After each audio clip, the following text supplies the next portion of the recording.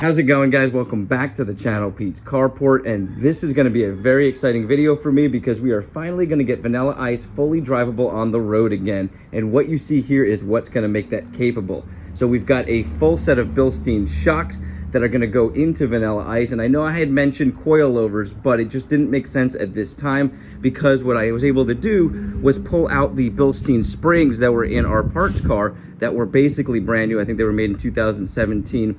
Now the shocks that were in here were socks and they were pretty good, but I found out that one of them was completely blown, so I don't want to use those. I don't think it's going to ride right, and I remember this car riding a little rough. So we're going to go ahead and refresh all that, and this just made more sense to try to do before going with a full set of coilovers.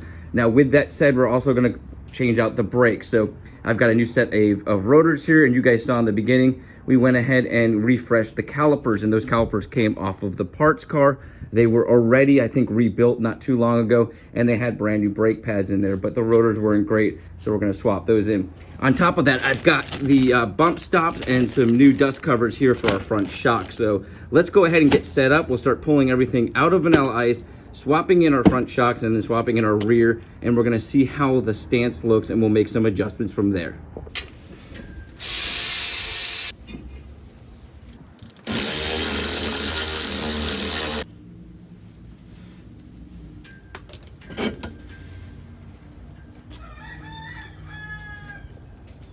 Guys, unfortunately, I broke some wires going to this wire harness, which looks like it hooks up to ABS, your brake sensors, and it leads up through there, coils up through here, connects to a connector down here, and then it goes into this box here. And I had a hell of a time getting it off the parts car. Luckily, I have a parts car, and I went ahead and took it off. And now that I look at it closer, I realize you got to slide the wires down this side of this little box. I ended up breaking this completely out of the parts car to get it out because I wasn't too concerned with it. But now I've got the old wiring kind of pulled out. I'm gonna be able to pull it through our rubber grommet, which comes right through here, and I should be able to slide the new wiring harness in. It's kind of a pain in the ass. I probably could have soldered these, but it broke inside that little device there. Now there's no dash lights, nothing like that since I've started it, but since I've got it apart, we've got all this out. It's nice, easy access. Might as well change it out. So I'm gonna go ahead and do that.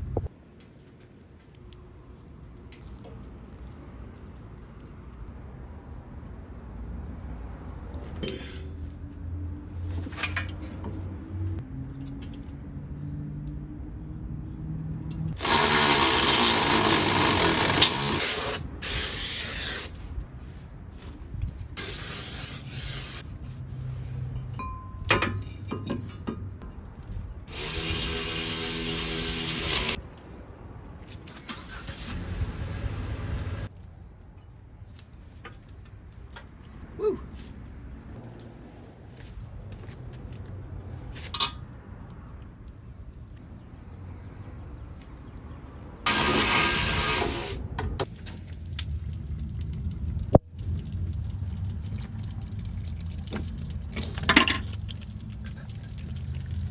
Oh.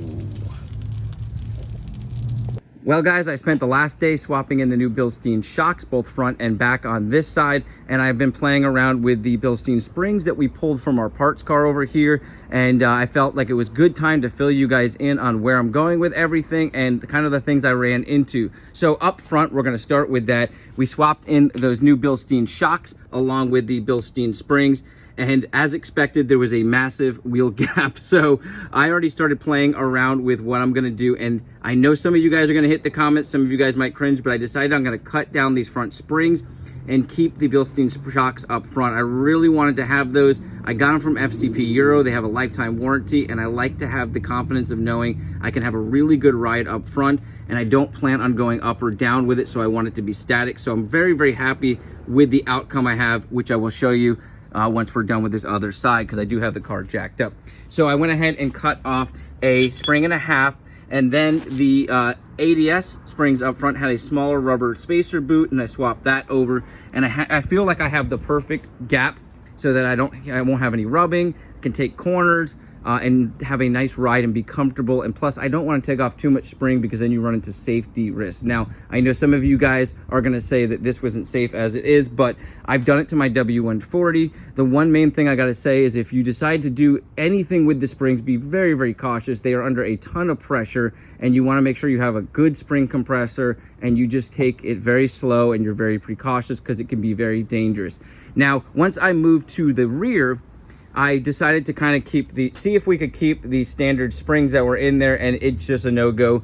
Even with the Bilstein shocks in there, it's pretty much slammed to the tire. Now this is jacked up, so this is a little bit lower than it's gonna be, but I can't drive like it. It's gonna rub right on the tires. So what I'm gonna do right now is kind of create a way that I can play around with stance, and that is going to be using these spring spacers here. You basically twist them in and it pulls up the spring. So we're gonna add some of those to the rear here, and then go play around with what I want to do and cut this wheel well out, because no matter what ride height we have, it's going to possibly hit that tire, and I want to have it low enough for what I'm looking for stance.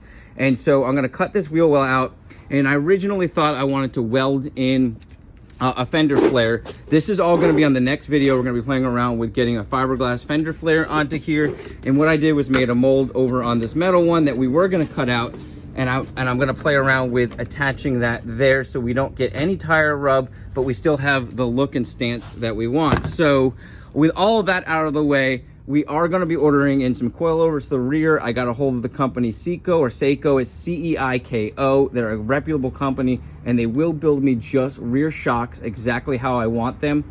And so that's pretty exciting. We can keep the Bilstein front and go with coilovers in the rear so we can get the exact ride height we need so we don't get any rubbing, and it's not too low or too high, and we don't have to play around with ordering another set of springs and cutting those and all of that. So I'm pretty happy and pretty excited with what I'm going to do, and eventually maybe I will go with coilovers in the front, but I think I'm going to be very happy with the Bilstein setup, even though we are cutting the springs.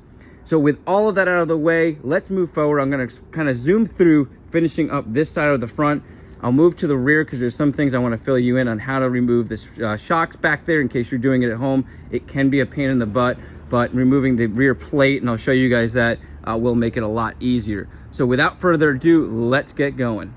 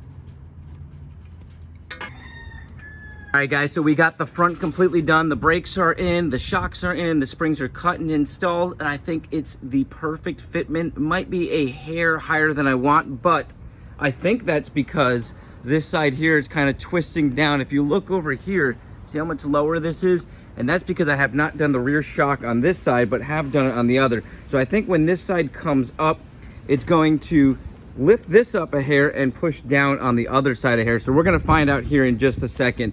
So I wanted to dive into the rear and also explain how we're gonna do it, because it's not the easiest job. It's definitely doable at home with normal tools, but there's two ways to approach this. So the shocks themselves, these are the B36. I think they make heavier duty ones. I don't think these are the best ones, but they were pretty inexpensive, and I ordered them just because I wanted to test out the rear, knowing I probably was going to go to coilovers, so I kind of went with the cheaper one. But they do come with all the hardware, instructions, so they are very nicely set up. But here's where it gets difficult. So once you slide the shock in from the wheel well, which is pretty easy to get that part done, they give you this little access port when you pull down this panel. And the issue is you have to hold the top of this while turning the bolt on, or this will spin possibly. So the problem I ran into is trying to get tools into here is just not fun. Now, in order to take this back panel off, which is the next step, it has an insane amount of bolts, but to me that is worth it. So what I'm gonna do is pull everything out that I need to pull out, unbolt this panel, pull it down, because I'm gonna do both of them since I haven't tightened up this side fully and we haven't even swapped the shock in here. And I'll kind of fill you guys in if I run into any issues. So let's get set up, let's get going so I can show you guys how this car kind of finishes off with the setup that we have.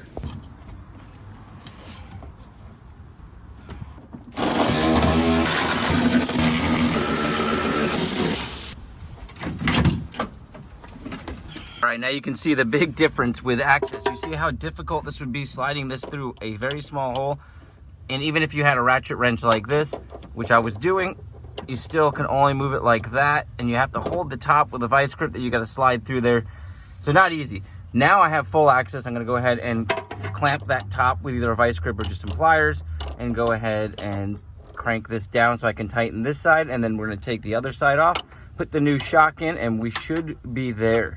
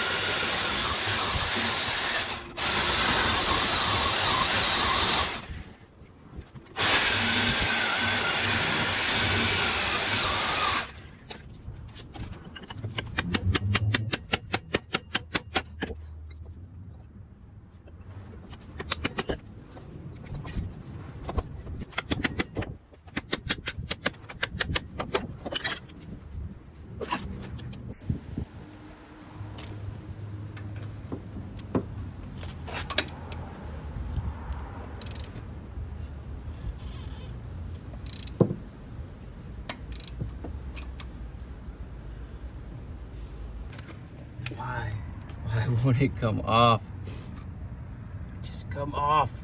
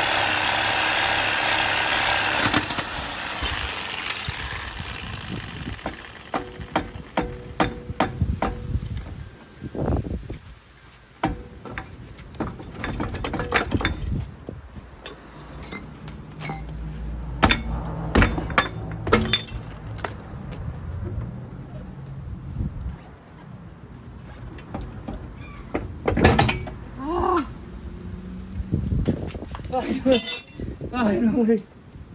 Oh, my God, all day. You've got to be kidding me. On there, hand tightened. Now I killed it with PB Blaster. I don't know if that's what did it, but that's unbelievable. Thank God we got a parts car, and we're planning on changing these rear brake rotors anyway, so. Well, I guess next we'll be swapping some parts over. Oh, what a day. Well, 6 hours later, finally off.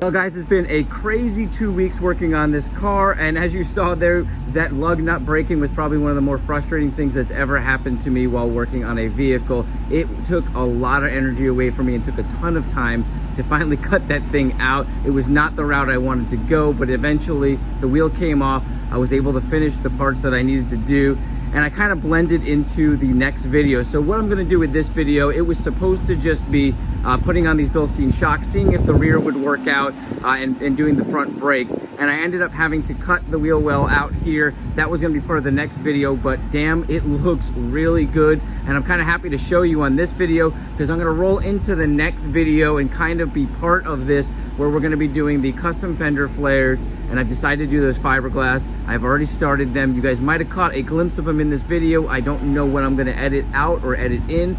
But this is where we're at. So Bilstein shocks up front with the spring cut, a spring and a half. It looks absolutely perfect in my opinion. I've got plenty of radius to turn, no rubbing. This side has been rolled completely. I may go a little bit more with it, but I think it's gonna be completely fine. I did drive it around a little. And then we ended up taking out those spacers that I thought I was gonna have to have in the springs, and I thought that because we hadn't started cutting the wheel well yet. Once I cut the wheel well to the height that I was happy with, based on my fender flare that I've made, it looks perfect. We have plenty of space. I went ahead and hammered up a little bit on the two pieces here. So when you cut these fenders here, these rear quarter panels, you have two sections of metal, and that's with most cars, but this is extremely thick metal. And what I had to do is, instead of kind of creasing it over like you'll see a lot, I had to kind of bang it up in there, and then I'm gonna put some seam sealer and clamp this all on here to get it to be really tight. Maybe grind it down one more time because I don't want any sharp edges. But you can see there's plenty of clearance coming down now. And like I said, I may play around with a little bit more, but right now, these are the original hydraulic springs on here with the Bilstein, I think they're B6 shocks that I showed you guys, and it's sitting perfect. Now, if I wasn't cutting the fender well, there would be no way it would work, because where the tires sit and the way that the fender comes down, it would completely hit the tire, as you guys saw. So it was very necessary to cut this out. It was my plan anyways, and I think it looks amazing. I love the height of the car. Not too low in my opinion, but just that perfect stance height. And I'm very, very pleased. I may stick with this for a long time. I'm gonna drive it around and see how it runs, maybe make some adjustments here or there, but the brakes are working great finally. The car is running great right now, and I am very happy. We still have a ton of stuff to do in this car, including those fender flares, some more engine stuff, because the ASR light does come on, not all the time, but while driving it, and I think it has to do with the throttle cable. There is a break in that, so we'll be swapping some of those things out. Oil change is gonna be one of the first things on the list, and then this car is gonna be on the road. I can't wait to show you guys this thing driving around, taking it to shows. You guys have an awesome day, a blessed week, and I'll catch you on the next video.